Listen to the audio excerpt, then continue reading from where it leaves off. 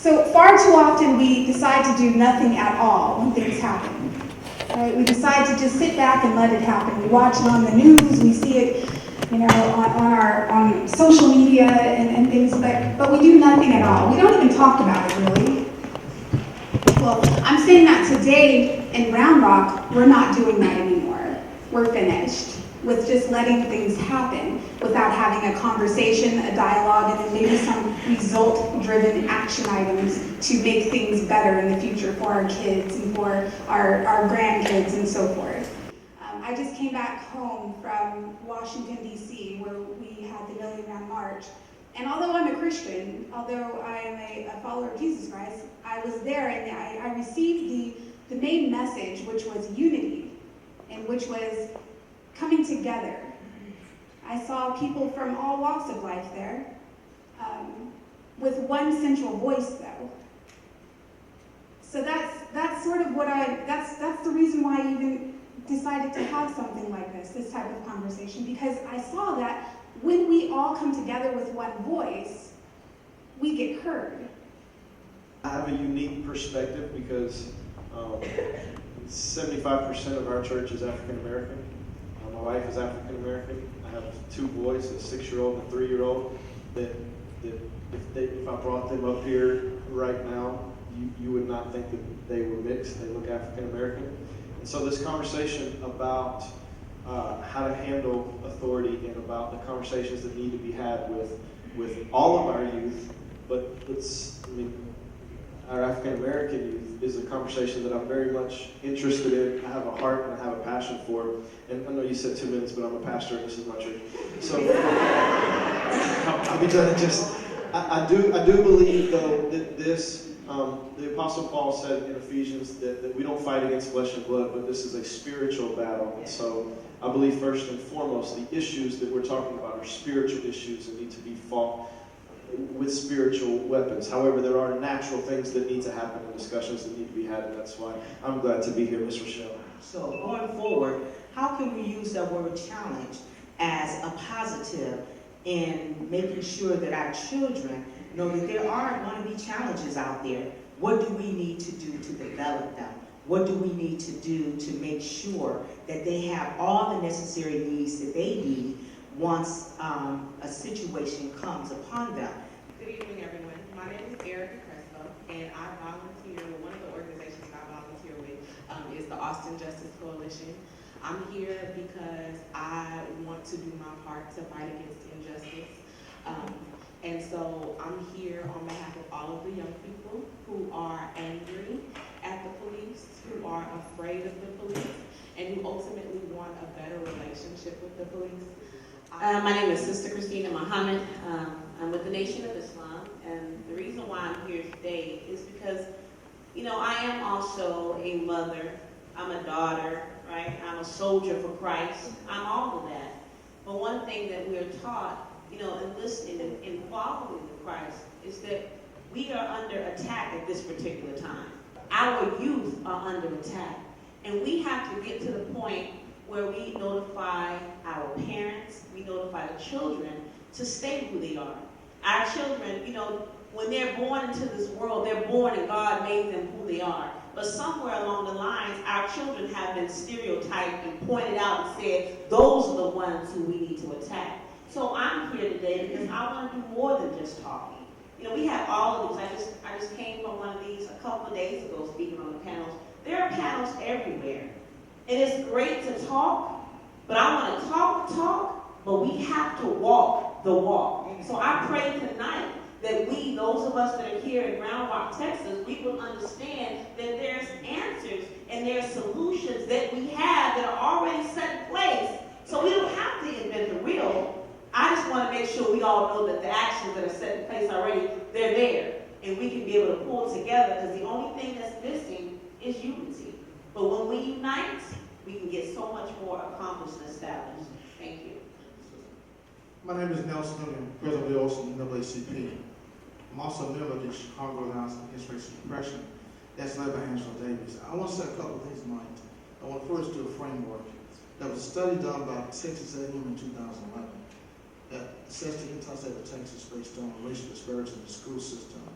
And black students are 3 times more likely than anybody else to be treated unfairly. Let's be clear about that. That's a statewide study. And many districts address that by way of changing their policies. The second thing is that the sister's right, this is nothing new. I've been around about 5 times in the past 10 years. And I can tell you there are best practices and there are worst practices. But let me share this with you right away. In the entire Central Texas area, the largest district is Austin, okay? But Austin and Pflugerville have their own police department. They're part of the school culture. They're there all the time. They have a different training process based on cultural diversity, and the whole outlook is different. I'm going to mention a fellow named Eric Mendez, who is the chief of the ISD Police Department, and their approach to young people is very different. I don't buy the young folks got to behave and be good little kids. That doesn't work for me because these young folks have hormones are growing up, and so they have to express that kind of thing. You have to direct that. And I'll say this before I close. Mendez says that you're right. In these kind of situations, when you engage kids, they do have hormones. They're overly aggressive. You have to assure them that they're safe, direct that behavior, do so in a legal way. So there's a lot that we know. But I'll say again that Austin and Pflugerville have very different models. The folks are integrated in the system. They're in the campus. They know the kids. They have relationships. And that model works very well in most places around the country. Thank you very much. Good evening, I'm Corey Ryan. I'm representing Round Rock ISD. My role here tonight is to speak to the processes and procedures that our schools use, working with our partners at Round Rock Police Department and the Williamson County Sheriff's Department. I'm also here to listen. Our school district has taken a very serious look in our process and procedures of how we use police and law enforcement officers in our schools. I'm here as I serve on the executive leadership team and with our board of trustees as we continue this review and to hear the feedback from our community. Hello, my name is Alan Babbitt. I'm one of the assistant chiefs for Round Rock Police Department. And like my colleagues that spoke earlier, we're here to have or at least I'm here to have an open dialogue with you folks about having that talk with our young men and women so that they can have a successful outcome with the police department or any other department. And we absolutely are open to new ideas and new innovations, and we're certainly engaged with our community and trying to solicit that kind of input from you folks. And I hope that we have a successful outcome tonight. Thank you. Good evening. My name is Shasbury Leiter. I go to Round Rock High School. I am here to offer a student voice and a student perspective. I am also Miss Juneteenth Austin. So I feel like I'm here to steer the conversation away from what could a child do differently. What did a child do wrong? A lot of people want to teach us what not to do, how to handle situations. Don't do this, keep your hands there, do this, that, or the other. But they won't ask the question, what could the authority in question do to de-escalate situations? What can an authority figure do to protect a student? Right. Most people don't talk in that way. They talk as if, oh, the student must have done something wrong, or we must have been, our actions questioned. They do question the youth because hormones or, because we're young, they underestimate us because we're young. But I'm here to offer the voice that I know things I want to say, and I want people to realize that there are two sides of the coin. You have to offer the perspective that not always is a student doing something wrong. And even if they are, that doesn't mean you target people that way. You don't approach things that way. You don't approach children with expectation, anger, or from fear. Because I've had healthy dialogues with a lot of officers. I know many, they've helped me, they've helped my family. I have a very good relationship with a lot of authority figures, but I want people to consider that we need to question maybe the adults' actions and the authority figures' actions. So that's one thing. Thank you. My name is Gregory Gibson. I'm the president of the National Black and Gay Association Austin chapter.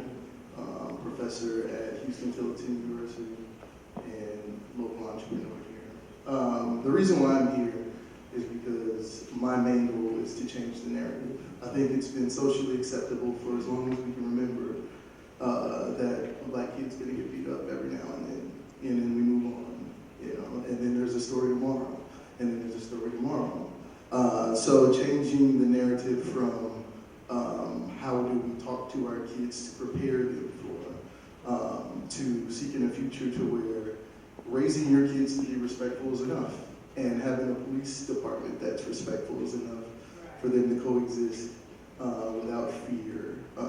Part of the reason why what happens is if you have students or children that you're raising up to be fearful, at some point fear turns into rage or anger and uncertainty. And if that same child is dealing with police that are fearful or lack of respect for a specific group, it creates a dynamic where two people fear each other, and at some point they're going to lash out. And until the room is not just black, as far as people that are outraged by what's going on, we're going to continue to have these conversations.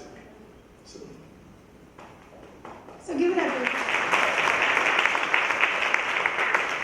So before changing the narrative, which I'm totally on board with that, I want to talk about what have we seen so far. What is the talk that we've done in our homes for generations on past? I can tell you right now that my son, I tell him, take off your hood when you're walking down the street and it's a little dark.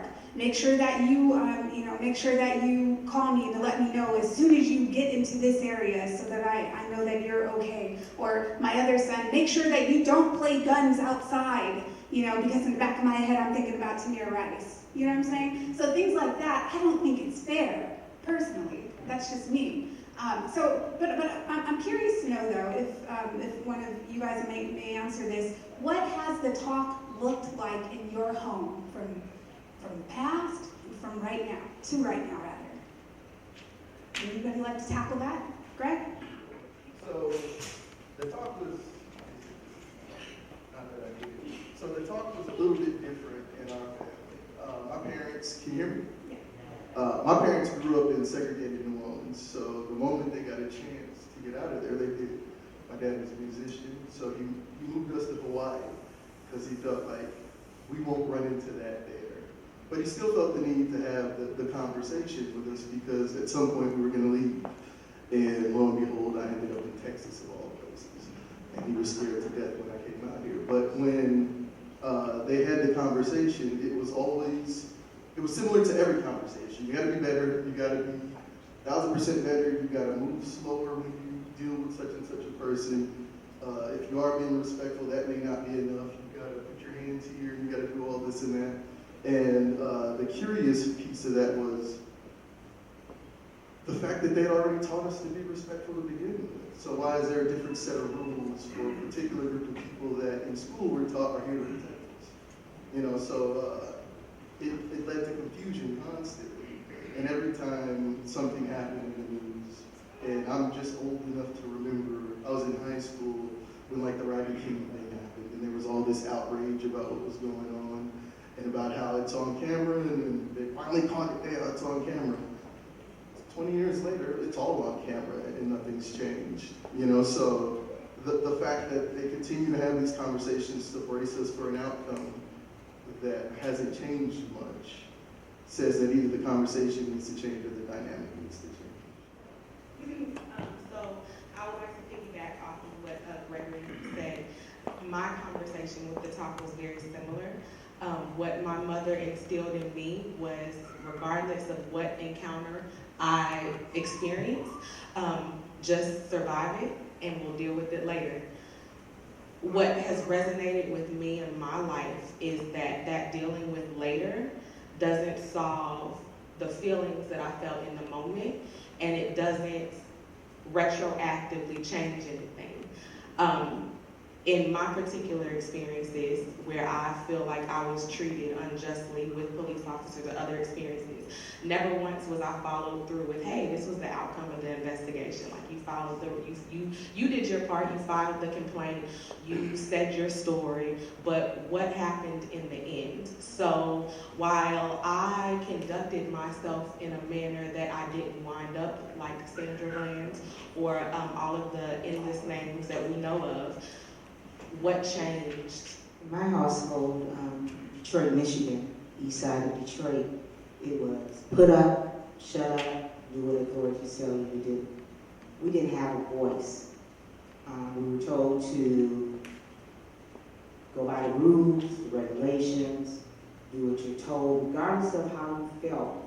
You did what you were supposed to do. If this was the law, if this was the policy, if this was the procedure, you do it. Did I always agree? No. Did anybody hear my voice back then? No. Do I still have some hurt and pain from that? Yes. So what I see today and what I do today is allow my children to have a voice. And I think that's what goes on a lot now, is because when you allow the children to speak, you know what's going on. You don't have to know, you don't have to think as a parent, and I'm only speaking from a parent as if I was when I was a child. I'm basically going by how I felt when I was a child, and now that I am an adult, how can I do things differently? And that's what I look at first and foremost. We are not always right as an adult, and I knew that as a child, that adults did not make the right decisions, but yet we had to put up and shut up. Okay, so this is where I am trying to understand where there has to be some training and development as with children. When you put the policy and procedure out there, how can we make it comfortable enough for them to go ahead and say it's okay? Because I know that that adult is going to support me in the decisions that I do, or they're going to have that conversation or that counseling with me when I mess up, not be scrutinized, not be beat up, but you're going to actually pull me aside. It used to be that way. Where did that go? And I'm not that old, so I still have some youth in me, but my household, I was brought up with dealing with the police officers under fear. It was nothing different than the 460 years of servitude. Nothing different than the slavery that we went through. It was always just be quiet and just listen. Don't say nothing else. It was always suppressed to the point of, I know if something is to happen, I know you're going to get killed. And we're talking about 40 some odd years ago. But the difference to me, nothing has changed to the point because we are still afraid. As parents, we're still afraid to allow our children to walk down the street to the store with the hoodies on, Mimi said, and all this and that kind of, we're still afraid of that. Why? Because the killing has been going on for centuries and centuries ago, but the only thing different, someone new, our youth today, our children today, they're not like us. They're fearless. They're not afraid. They will stand up to you. They will say, when you tell me something you're going to do, I'm going to do as you do and not what you say. You cannot just tell me anything. Children, you tell them something and we do something else differently. They sit back and they watch. So this being a fearless generation, what happens when you have two lions together, some action is going to go down. The generation is not like us. And we've got to understand. When mom put fear in me, these children are saying, I'm not afraid. If you're doing wrong, you're doing wrong.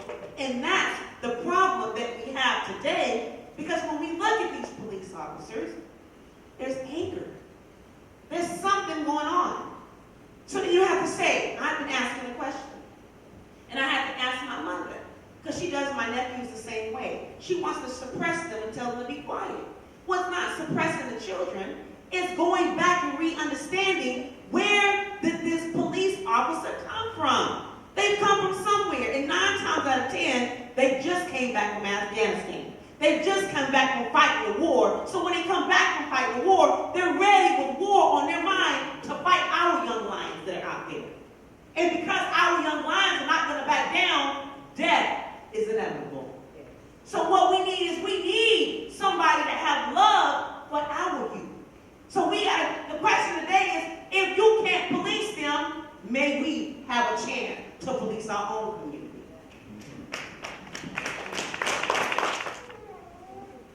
One who's, give me 14, one who's in the Marines, Special Forces, 13 years, and just graduated from the Austin Fire Department.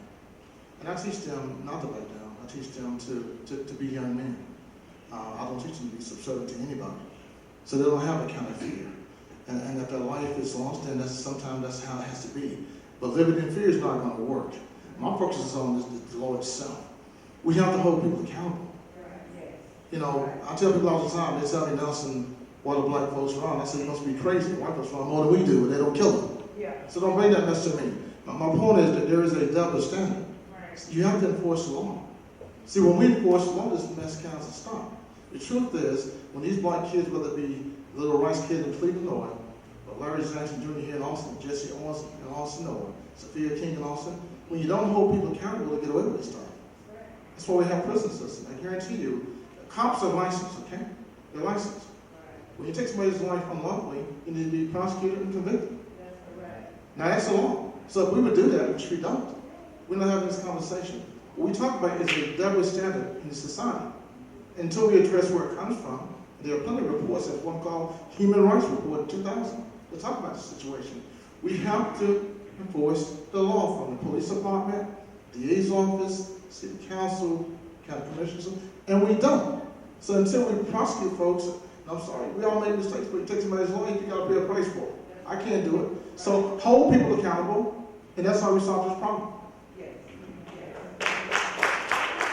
So what's interesting to me about this question and this conversation is I'm thinking back, and I grew up just outside of Atlanta, and my mom was right in the middle of the civil rights movement. My mom ran away from home because my granddad wouldn't allow her to go to a school that had African Americans in it. And so I grew up with a mother that was right in the middle of all of that. She marched with Martin Luther King, and I can go on and on. And as you're asking this question, we never had a discussion. I never had a discussion with my parents about how to address or handle authority or the police. Like the fact that this is just so known that everybody has these conversations and here's what they are. I'm sitting here like, really? Like all of you all? Now Chief Bateman probably has had these conversations. He's a police officer.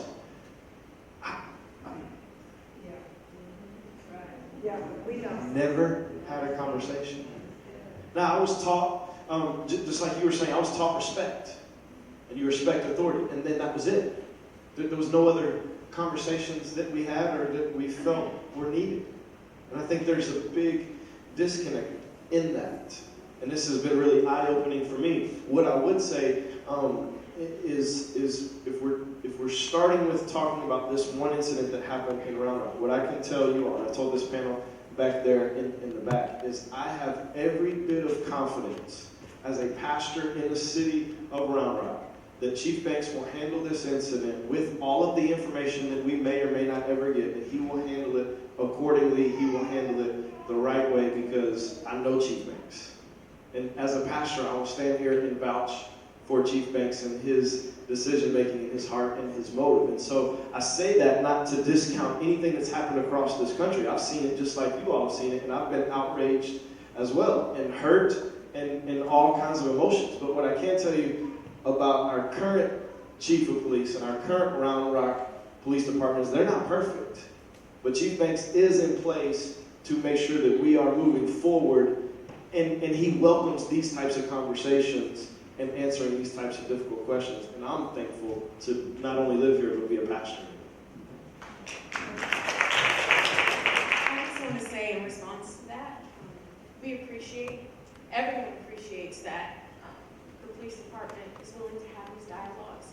We are not calling out a person, we're calling out a system. So we're not questioning the man, we're questioning everything that he stands for and everything that he represents. So with that, I want to say that I've been raised as a black female to kill them with kindness, you know, treat police officers so well that you're not a threat. You make yourself, you put yourself in this position where you're like, hey, how you doing, officer? How you doing? Yes. I talk every day. If I see a police officer, see, I think the thing is, with fear comes distance. And with that distance comes the uncertainty. So I put myself in a position where I'm very close to all authority figures. Most people don't approach it that way, but I felt that is the best way I could stay safe. I've lived in Round Rock for years now, 6 maybe, and I've always thought when people were talking to me about stories from Austin or about police brutality or just authority doing the wrong things, I'm like, well, I live in Round Rock, the suburbs. That's not going to happen to me. That's what I've always thought, but that's an illusion. These things happen everywhere. It's a national thing. So I feel like everyone in attendance is not questioning the man, but we're questioning the authority, we're questioning the system, we're asking how can this be solved, but what are you going to do in response? It's too late. This incident, it already happened. This is a response. And unfortunately, it's a response. So. And absolutely. Like the pastor, I didn't have that conversation with my dad. I grew up in a military family. My dad was a career military man. And with that came a lot of expectations from my father with his kids. So those of you who grew up in a military family understand that piece. However, I did have that conversation with my kids. I've been in law enforcement for almost 30 years now, so I was a cop in California when the Rodney King event occurred. And I saw the impact of that event. And I understood the impact of the event, not just to the community itself in Los Angeles, but as a national event as well. So when I had this conversation with my son, who is 35 now, and he was starting to drive, he was starting to go out, it was all about him interacting with authority and making sure that he didn't do anything wrong, or he didn't make any movements that might be construed as dangerous or anything. I'm not going to sit here and pretend that I understand everything that these men and women have gone through. I don't. But I also worry about my children. I think this is not just a black problem as far as having this talk. I think it's a universal problem that we ought to have this talk. And I agree with the young lady here that this is a system issue, and that within the Round Rock Police Department, I can tell you that we are open to suggestions. We're very much involved in the community. We do community events. We reach out to our community. And we certainly, as the pastor had said, Chief Banks is always out trying to make that connection and bridge the gap. And we look forward to it, and we're certainly open to suggestions on improvements. And that is how you fix the system. So I'm glad that you said that too. So the reality of the notion too is that black people are 3 times more likely to get assaulted or be arrested or be put into jail and so forth. And so we have to make sure that we do realize in context that we have a profiling problem just nationally. This is not just in Round Rock. I'm not sure the statistics at all in Round Rock, actually. I do know that there is an issue in Austin, and Chief Acevedo has recognized that there is an issue, and we're actually working together as a community with activists and organizers and the police actually coming together in one room to create strategic goals to address exactly that issue. So we have to first off see that, and then it does not surprise me, Pastor, that talk didn't happen in your home, and it doesn't surprise me, Chief Bateman, that talk did not happen in your home. It'll surprise me though, you know, that we don't have to have that talk in our homes any longer. And also the sheriff. So when we look at the population that we're trying to have police in or guardians in or whoever it might be, that's going to perform a function of trying to keep our children safe. right? Some of this, I think, maybe we didn't try in terms of, well, when we were looking for that candidate, we have a job opening, have we identified what kinds of skill sets we would like that person to have? Like, have they manifested that they might have the necessary patience, right, and maturity level to deal in those, how can I say, more at-risk populations on the internet? Maybe I can't afford it, right? So let's find ways to communicate that. And one of the most important things is to communicate how does this ultimately get resolved. And of course, we're going to be looking at it from the standpoint, is it going to get resolved in a timely fashion, right? That's the other thing we want to see, because timeliness of a thing indicates how serious someone is taking it, right?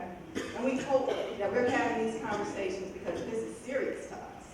So thank you for your time, and I hope I wasn't going so long, y'all couldn't address something I said. Well, I'll speak first from Round Rock ISD. I can't speak to the hiring of SRO officers because as part of our contracts and partnerships with Round Rock Police and with Williamson County Sheriff's Department, they do the hiring, they do the placement of their officers. What I can speak to, being the husband of an educator and being involved with education for 7 years, the number one thing that schools do and educators do is form relationships with our students. We have 3,200 teachers, 6,000 employees. The best educators, and everyone in our organization is an educator, whether it's a custodian, a food service representative, a bus driver. It's building a relationship with our students at that individual level. Our teachers work tirelessly to do that. We provide professional development. Educating the full child is a big requirement, a big request that our community asks of us, and we take it very seriously.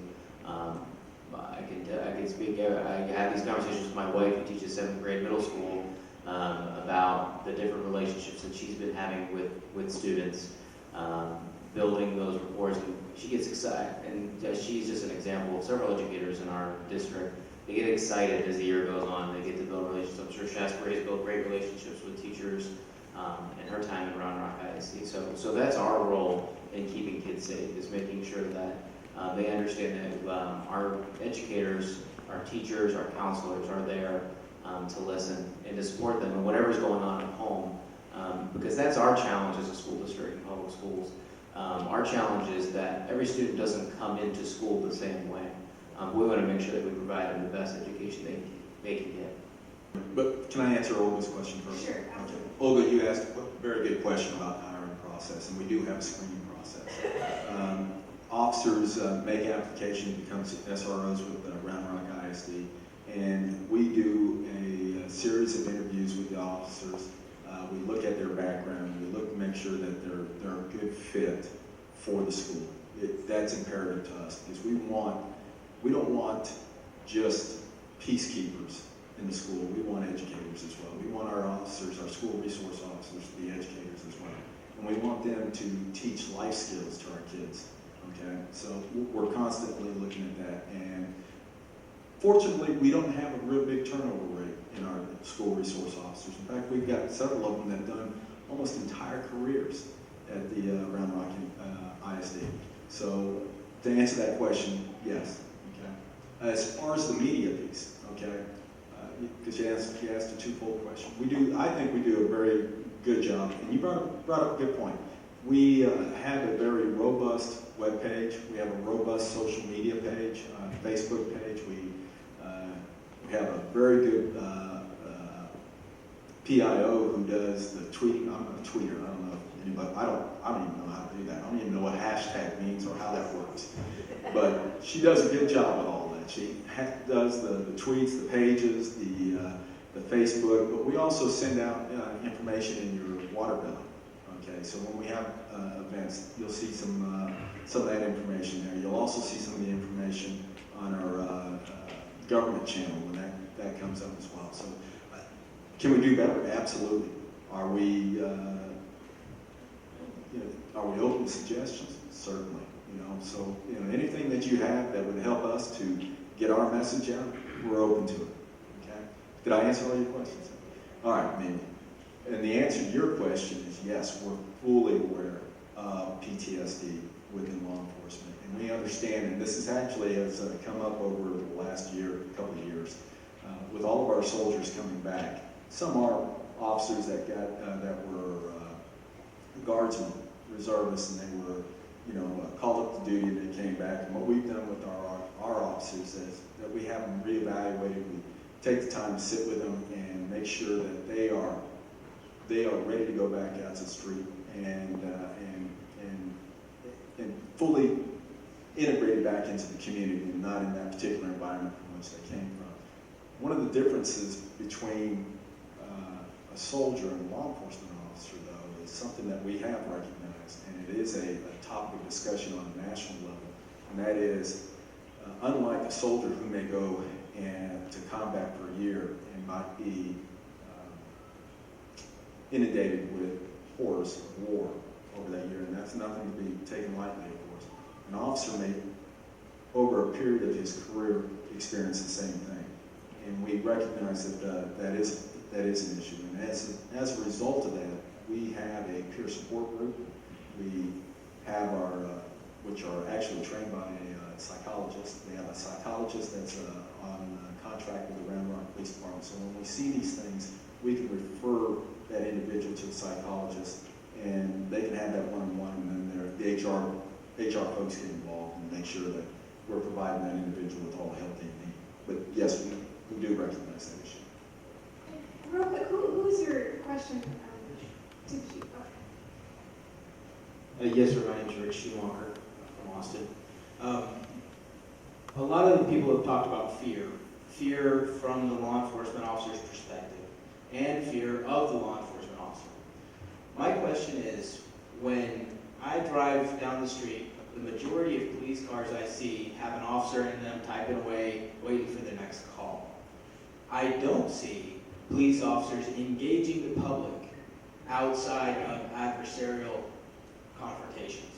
So, as a more matter of performance reviews, the performance review is a quantitative measure. How fast did you return to answer a call? How many tickets did you write? I know that's not a quota, but there's numbers involved.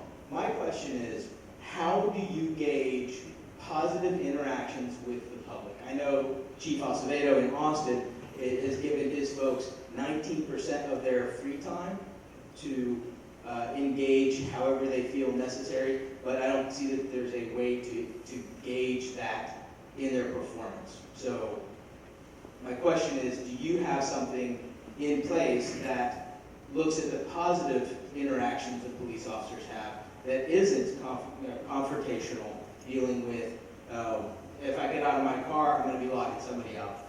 We do, we're talking about two different departments here. Austin, they are probably going call to call to call. Round Rock, we're not going call to call to call. We encourage our officers to get out of their car, go ahead and make contact with our community members. In fact, it is a performance measure where we actually ask them to have at least be a part of 3 community events in their evaluation year. And they have to indicate which events they've been a part of. Okay? In addition to that, Chief Banks brought in what he calls our CHIP Award, and that is our Community Honor, Integrity, and Pride Award. And what it's meant to do is encourage our officers to go out and reach out to our community, and that could be in a number of different ways. We have this award once a month. And it can vary from, officers. Just had one just recently where an officer saw a young woman and I think 3 or 4 children walking. He stopped and inquired if they needed some assistance. She just left her residence, had a dispute with her husband, took the children and the mother over to McDonald's, bought them a meal, and a bystander saw this and let us know. Okay? It's just one of the things that our officers do. Another program that's one of our civilian employees who actually is working with our foster kids and puts birthday boxes together. So there is performance measures there. We are doing that, and we encourage it. I wanted to respond to your statement and ask, is there a community feedback loop, right? Because it sounds like there's a self-reporting, you know, I can tell you what events that I've done and so on and so forth, but is there an encouraged mechanism where the community can say, officer such and such, badger such and such, was great, and this is how, or was horrible, and this is how? Facebook is inundated with those very topics that you talk about. We, you know, the great thing, good or bad, that you have with social media is that you get comments from both ends, okay? So we do have negative comments, and we look at those and we take those very seriously, and we try to engage or try to figure out what we could have done to make it better. And the same thing with positive statements as well. Yes, the answer is yes. All right, so real quick. Yes. I do just want to say, from the school's perspective, because I've had the opportunity to work with members of Round Rock Police and Williamson County Sheriff's over the past 18 months here in Round Rock. Particularly in the last 2 weeks, in the last 10 days, there's been a lot of discussion about these relationships. I will say a lot of the conversations that have happened that are from what I would call in my job, my bellwethers. I have certain people, being in such a big district, I have certain people I kind of look to and kind of gauge their feelings at different levels, being that they're a parent, a principal, a teacher, a staff member, to kind of get a sampling. So many positive experiences are reported with our law enforcement officers that work in our schools. You mentioned the junior police academy. We have a senior who graduated from Stone Point High School last year. His name is Roman. He has spoken. We have invited him to speak to our staff at different professional development days. He sat on panels and represented the police department as well as himself. He credits that program for completely turning his life around. I have a principal who spoke so highly. She's an elementary school principal. When you have to have a police officer come to an elementary school, it's a particularly horrible circumstance. But spoke very highly of this particular Round Rock police officer and just how he worked so well with kids, even 5th, 4th graders. So we do have a lot of positive experiences. And when I talk about relationships with educators, we have a lot of positive experiences with relationships being built by police officers in our schools. That's great. So I'm glad that you asked that question too, Greg, because I think it's super important for these types of measurements. Obviously, we're doing this with Austin Police Department right now to be set up not just by who's in the system, but those that are actually outside of the system. These the community that's actually seeing the issues firsthand. Are we going deep into where that neighborhood is and picking that person that is, that's directly impacted by these issues? Are they working together? So that's just my say on that. But I'd like to make sure that we keep the conversation quick in the front and able to get the community feedback as much as possible. Your name and then who are you directing the question to? My name is Chuck Ashmore. I'm directing my question to both Nessa Linder and to the police. Okay, Chief. Okay, that's okay. Okay. First of all, our first question to Nessa Linder is how do we get the African community more involved with like police brutality? And I want to thank you for Tuesday when you came out, you had a Sam with the African community out here at the event. And second question was, I wear numerous hats. I work for the Villager newspaper. I'm a business owner.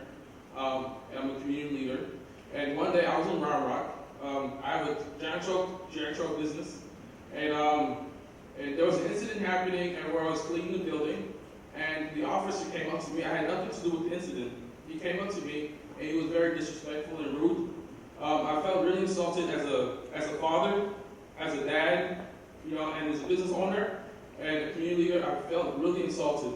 And so my question is, do you guys have any type of multicultural diversity training with the police? And please be respectful of people of color, because and I think there's some type of idea that the first thing that you guys have to do is be aggressive.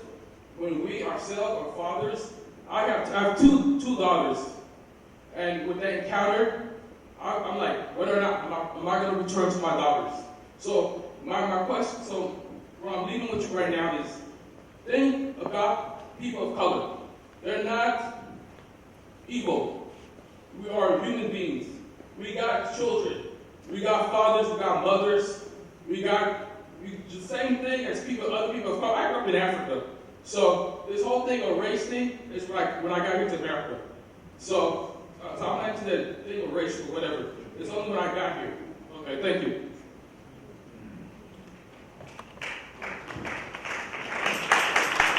You do bring up a point, though, that's really interesting, and it's really important.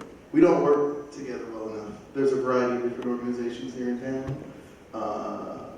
I'm head of one black organization here in town, and it seems like we all kind of silo off, and we don't come together when we need to support our people. And I'm the first person to say that we should come together when we need to instead of, because Nelson, you can't do it all alone, right?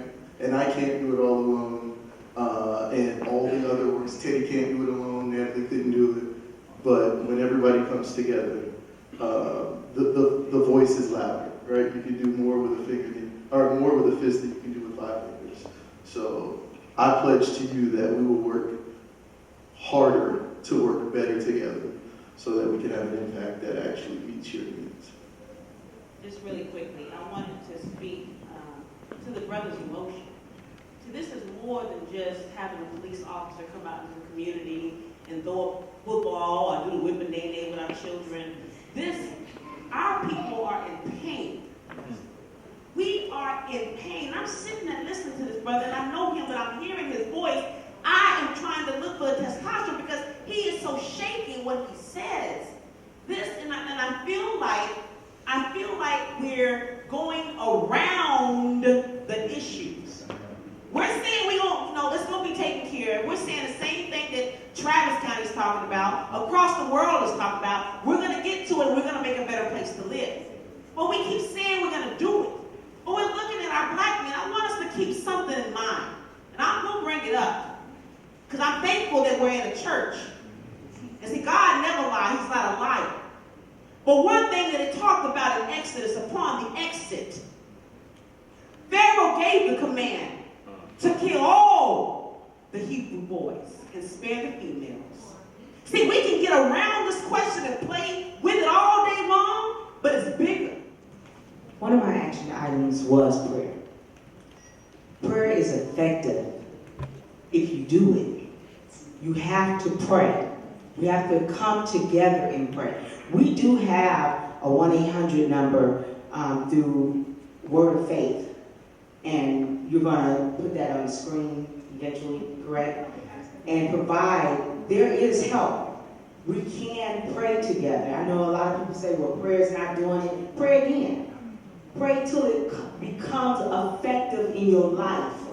Just praying today and not coming back to it is not going to help. You have to have a prayer-effective life.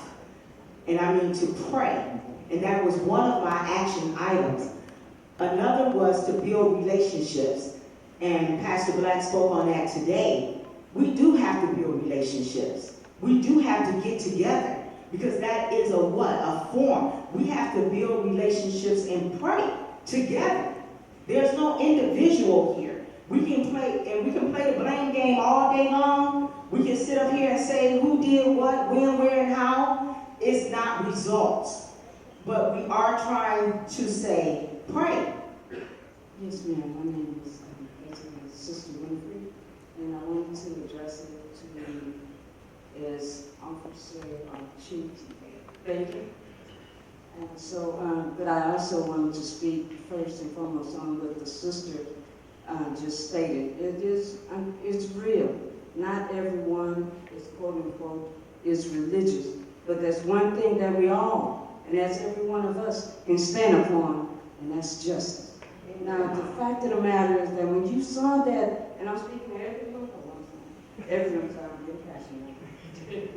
Everyone that saw that video, which is I'm figuring the reason that we were here, everyone that saw that video, and I'm speaking to, again, to Chief, again, because in the schools, most schools that I've known of, I've heard that, okay, we have a 0 tolerance for violence.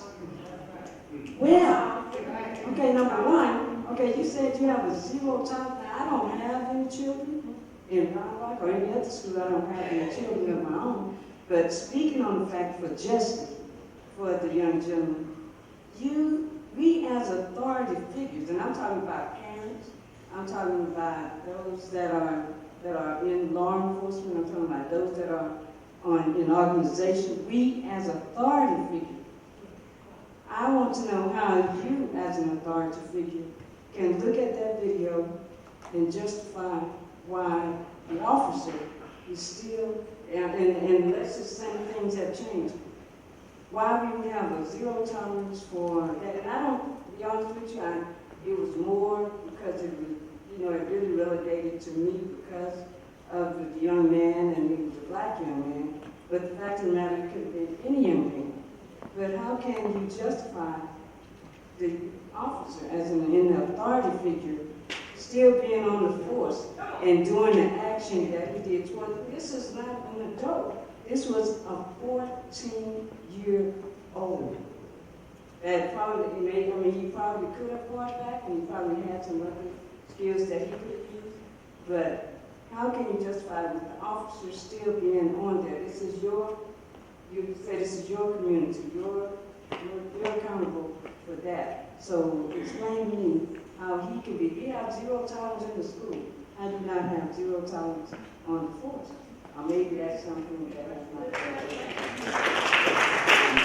not. My name is Clifford Gillett, and sister, you were on point because that's what I've been, since the question started asking, that's what I wanted to ask.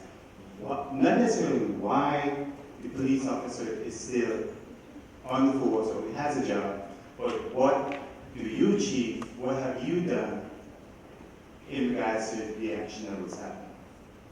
Also, I wanted to speak to the guy from school district. What have you all done with this kid?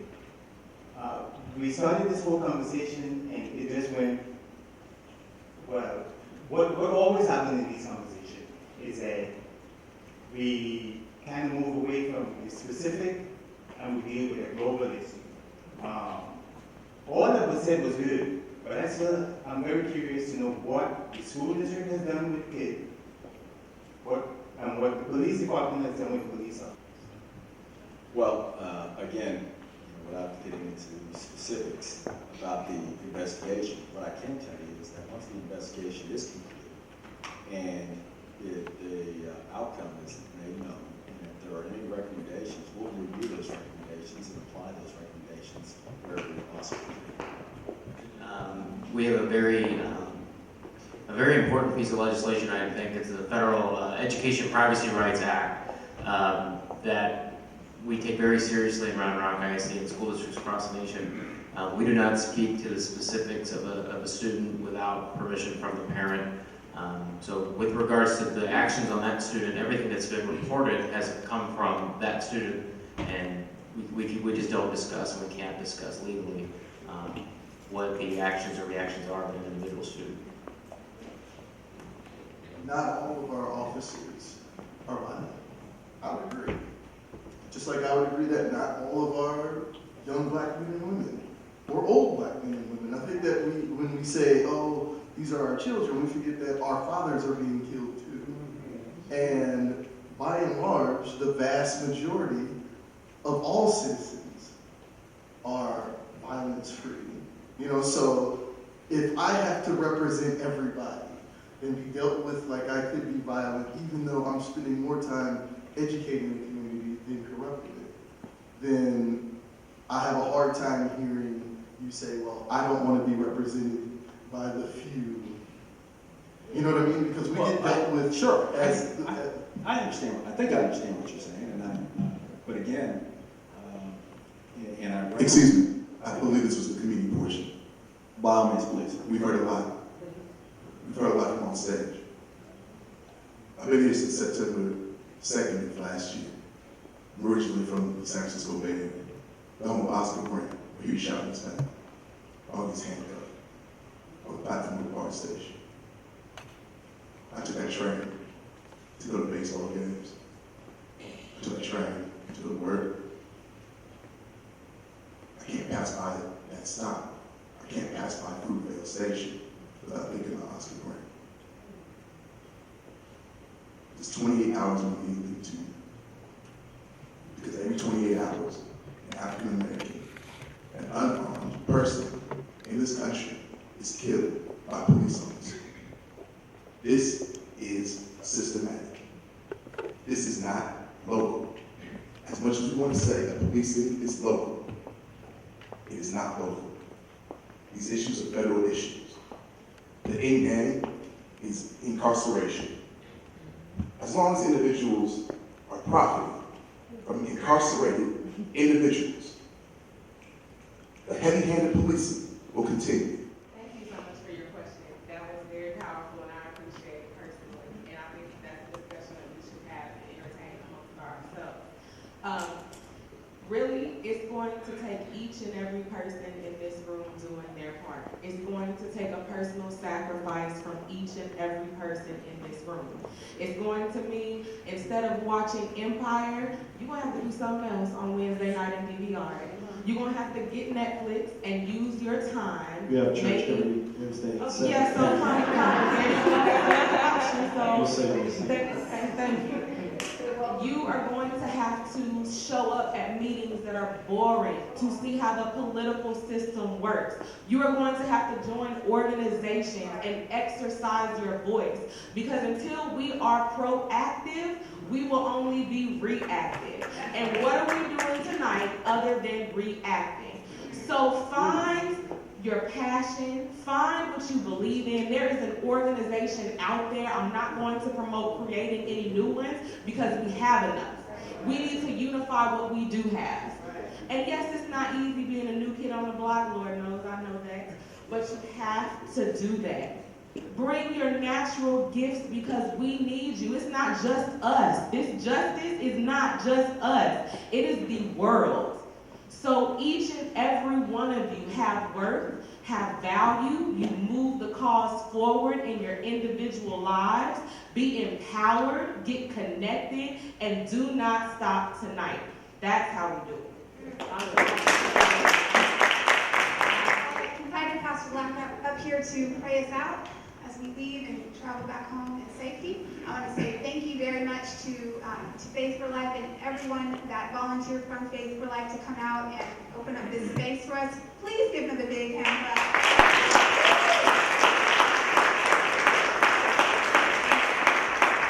I just want to say thank you, Mimi, for having this conversation, and thank you to all the panelists for coming. There's, a lot of different viewpoints. I still don't know how to pronounce your name, but you are brilliant, and you were really inspiring to me tonight. Shasper, that's awesome. And I just want to say, especially to our people here. Look, we may have different viewpoints, we may have different focuses, but as we talked about this morning, as we hopefully you've gotten out of this issue is a spiritual issue that will be won in the spirit, and in the natural, the way that it'll be won is through love. And so if you believe differently than me, if you believe differently than anybody on this panel, ultimately, the answer is not hate. The answer is not, well, that's not right, that's wrong, I don't believe that. The answer is love. And so I'd like to pray for us as we leave and pray that our hearts would be full of love. Brother, I feel your pain. I've not experienced what you've experienced, but I can sense that pain and that emotion too. And to be honest, I pray that I don't ever have to experience that with my boys or in my life. And the overcoming, prevailing issue to all of this is our hearts to be filled with love. If that's easier for some than others, that's my prayer for us tonight, and that we leave here and not just have another discussion that led nowhere, but that we would actually take steps in Round Rock for us to move forward together and not separated. So if you all can agree with me with that, if you would just stand just for a moment, and if you would bow your heads with me in prayer. Heavenly Father, I thank you for the discussions that have been had here today. And Lord, I thank you for this city. I thank you for our police chief. I thank you for our school system. I thank you for our students and our parents. And Lord, I pray ultimately that as you provide direction and instruction, that you would fill all of our hearts with love. Lord, we know that there's been sin, there's been issues, there's been atrocities that have happened in our city, in our state, in our nation, and all across this world. But Lord, we know that you have commanded us to love. We are to follow you, and you say that you are love. So Lord, in this moment tonight, we ask that you fill our hearts with love, that you help us to remove the hatred, even remove the pain from our hearts, and replace it with love. Lord, we ask for guidance, we ask for direction, so that we can take the appropriate actions to be unified in this city of Round Rock and across this state and across Central Texas. That we can evoke the change that needs to happen, but we can do it together, unified in love.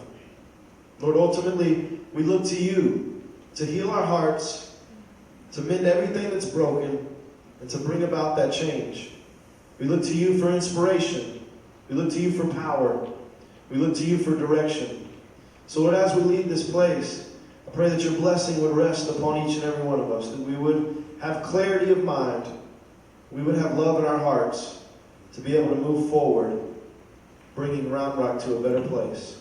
We thank you for what you've done here tonight and what you'll do in our future. In Jesus' name we pray. Amen. Amen. Thank you all so much for coming. God bless you.